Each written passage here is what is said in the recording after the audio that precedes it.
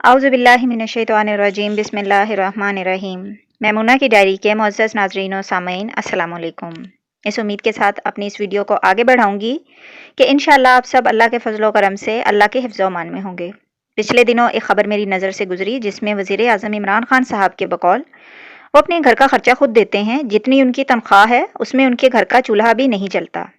ان کی تنخواہ تمام وزرائے اعلیٰ کی تنخواہ سے بہت کم ہے، جس کی وجہ سے حال ہی میں کابینہ نے عمران خان صاحب کی تنخواہ میں اضافے کی منظوری دی ہے، جو اب 2 لاکھ کی بجائے 8 لاکھ مقرر ہوئی ہے۔ اس ویڈیو کو آگے بڑھانے سے پہلے چھوٹی سی گزارش ہے کہ پہلے جلدی سے میرے چینل پر آنے والے نئے ساتھی میرے اس چینل کو سبسکرائب کر لیں اور ساتھ ہی بیل آئیکن کو لازمی پریس کیجیے گا تاکہ میری آنے والی ہر نئی ویڈیو کا نوٹیفیکیشن آپ کو بر وقت ملتا رہے۔ میری ویڈیو کو لائک اور شیئر کرنا مت بھولیے گا۔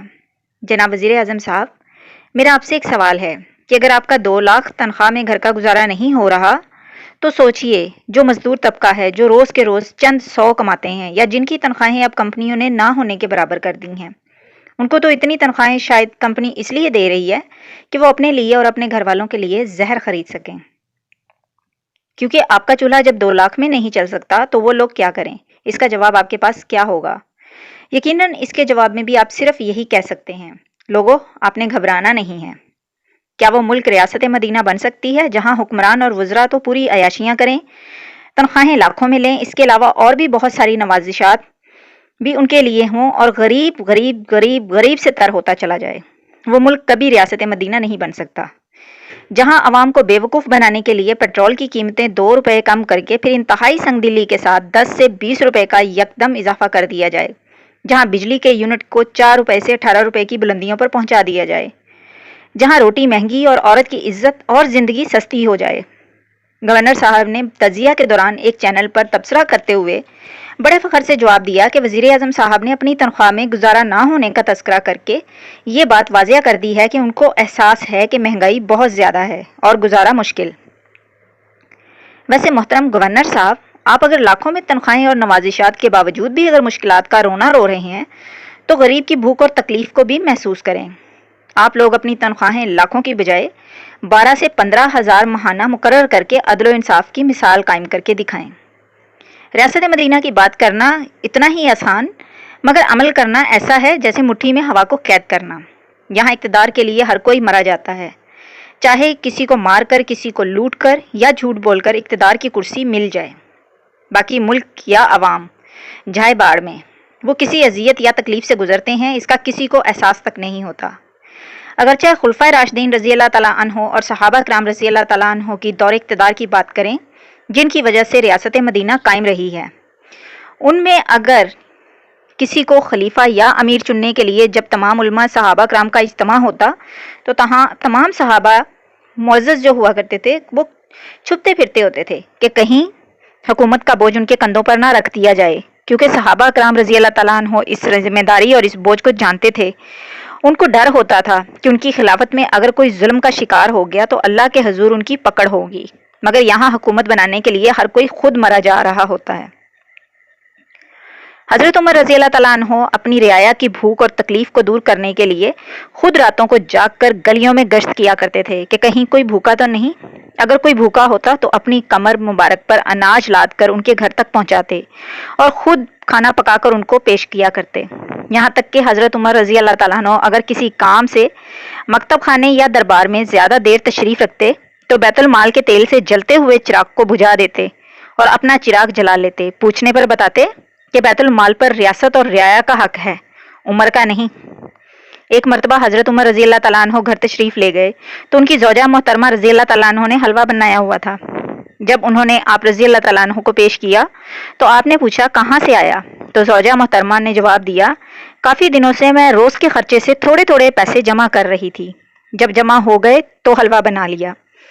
یہ سن کر حضرت عمر رضی اللہ تعالیٰ عنہ خوش نہیں ہوئے بلکہ انہوں نے اپنی تنخواہ میں سے وہ پیسے کم کروا دیے جتنے ان کی زوجہ محترمہ نے جمع کر کے حلوہ بنایا تھا۔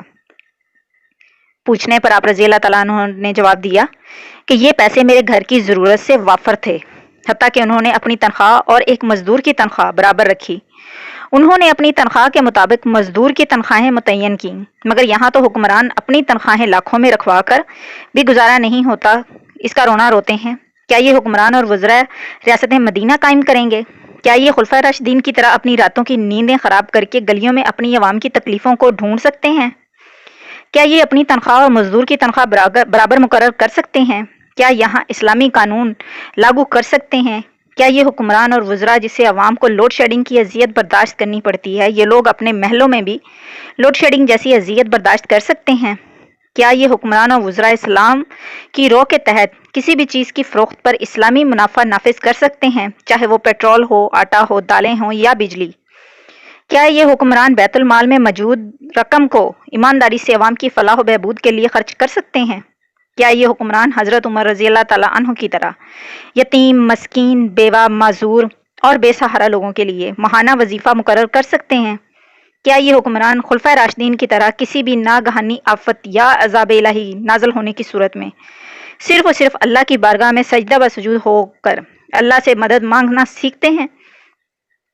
کیا یہ حکمران کسی بھی مشکل کے انتظار میں رہتے ہیں، ایون کہ امریکہ، ورلڈ بینک، IMF سے بھیک مانگنے پر یقین رکھتے ہیں؟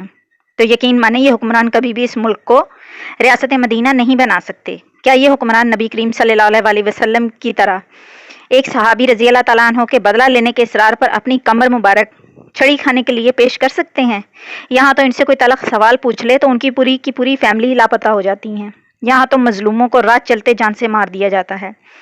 عوام کے ٹیکس کے پیسوں سے چلنے والی پولیس ہی لوگوں کا کھلے عام قتل کرتی پھرتی ہے، جن کو ہماری حفاظت کے لیے تنخواہیں دی جاتی ہیں۔ یہ ملک اس وقت ریاست مدینہ کی طرف پہلا قدم بڑھائے گا جب حکمران خود اپنا احتساب کریں گے، امیر اور غریب کو برابر حقوق ملیں گے، قانون سب کے لیے برابر ہوگا۔ جیسا کہ نبی پاک صلی اللہ علیہ وسلم نے ارشاد فرمایا تھا کہ اگر میری بیٹی فاطمہ رضی اللہ تعالیٰ عنہ بھی چوری جیسا جرم کرتی تو اس کے لیے بھی یہی سزا ہوتی۔ اس ملک میں قانون اور انصاف ایک مکڑی کے جال کی طرح ہے، جس کو اثر و رسوخ رکھنے والے جانور اس کو پھاڑ کر نکل جاتے ہیں اور غریب کسی بیمار مکھی کی طرح نہ چاہتے ہوئے بھی پھنس جاتے ہیں۔ در حقیقت سچ تو یہ ہے، عوام ہی جہاں جس کو موقع ملے وہ اپنے سے کمزور پر ظلم کرنے کو اپنا حق سمجھنے لگے، اور ہر کوئی کسی نہ کسی کو اپنے مفاد کے لیے استعمال کرنا فرض سمجھے تو وہاں کے حکمران بھی اللہ ویسے ہی مسلط کر دیتے ہیں۔ خدارا خود کو بدلیں اس سے پہلے کہ توبہ کے دروازے بھی بند ہو جائیں، کیونکہ اس قوم کی حالت کبھی نہیں بدلتی جو خود کو بدلنا نہ چاہے۔ اگر میری آج کی ویڈیو آپ کو پسند آئی ہے تو اس کو اپنے مختلف اکاؤنٹس پر لازمی شیئر کر کے اپنا حق ادا کر دیجیے گا۔ میری اس ویڈیو کو ہو سکتا ہے کسی ایک کا ضمیر جاگ جائے اور وہ حق سچ کو اپنا لے۔ اللہ پاک سب کا حامی و ناصر ہو۔ مجھے اپنی دعاؤں میں خاص طور پر یاد رکھیے گا۔ اللہ حافظ۔